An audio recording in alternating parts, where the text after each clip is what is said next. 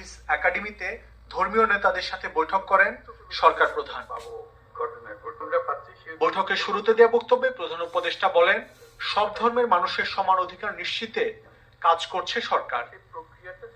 আমাদের নানা মত থাকবে, নানা ধর্ম থাকবে, নানা রীতিনীতি থাকবে, আমরা এক জায়গাতে এক কাতারে ওইখানে চলে আসি যখন আমাদের জাতীয়তার প্রশ্ন আছে, আমাদের পরিচয়ের প্রশ্ন আছে। আমরা বাংলাদেশি, আমরা এক পরিবারের সদস্য। উপদেষ্টা মাহফুজ আলম বলেন, জাতীয় ঐক্য থাকলে বিদেশি কোনো ষড়যন্ত্র সফল হবে না। আমরা যদি ঐক্যবদ্ধ থাকি, বাইরে যত অপপ্রচার চলুক, বাংলাদেশ এগিয়ে যাবে। এটাই হচ্ছে ডক্টর মোহাম্মদ ইউনূস স্যার বলেছেন। আমরা বলি না যে নিপীড়ন হয় না, এটা অল আউট বলাটা এটা অসত্য, কিন্তু যদি হয়ে থাকে সেটার বিপরীতে সরকারের ব্যবস্থাকেও আপনারা প্রচার করবেন। ধর্মীয় নেতারা জানান, পরস্পর